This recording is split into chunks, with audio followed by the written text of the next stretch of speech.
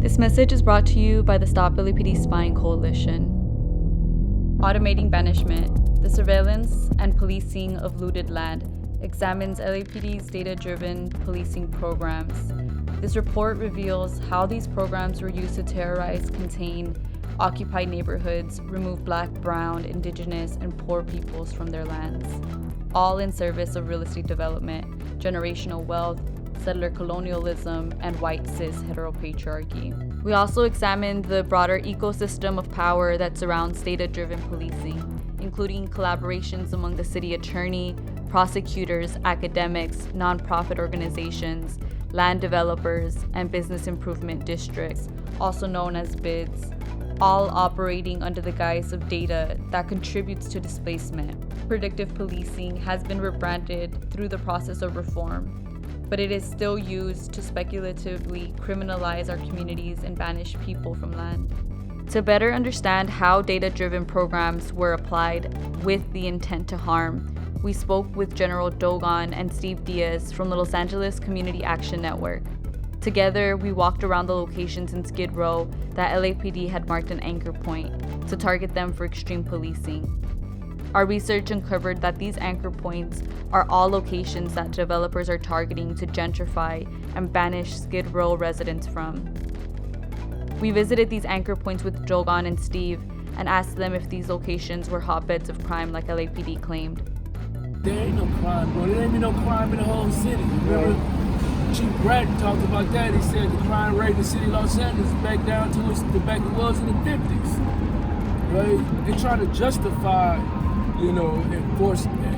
And they try to justify, a lot of crime in certain areas, by titling it something else. You understand me? But there ain't no, at downtown, so Central Division, out of all LAPD districts, had the lowest crime rate in all the whole city. So what did that tell you? Right?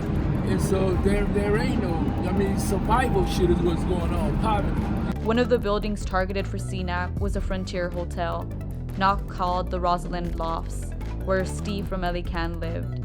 We visited the building with Steve and asked him what this targeting looked like. You would see the push, large enforcement of the business improvement districts, for example, trying to kick people out of sitting on the sidewalk or sitting on those sort of metal things that they're putting out. We started seeing all the improvements that folks are talking about. When the new hipsters came on 4th Street, they would see folks hanging out like folks are hanging out right now in front of the Rosalind. And that was one of the biggest concerns that they talked about was we don't feel comfortable sort of being here or being able to walk by.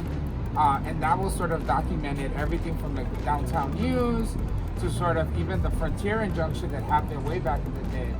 And that sort of was the catalyst for the CNAP program that sort of took flight in the building.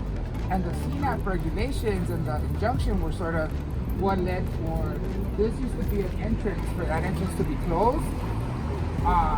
It allowed for the businesses to be sort of shifted because the owner now had the ability to sort of release because they had to put new conditions on the property. And it allowed for the top 3 floors of the building to it allowed the owner to have a document that nobody ever saw to sort of use as a means to convince people to move down. We had to fight a war, he'll tell you, with every hotel. You can't point to one that we didn't, right? Because they all greedy, they can't resist the money. And those developers was offering them 10 times much more than what their hotel was worth. This hotel owner was one of those guys that was leading the charge in there. In fact, we call it a Jim Crow building because he actually created 2 different entrances. The entrance on the other side looked like the entrance to the county jail.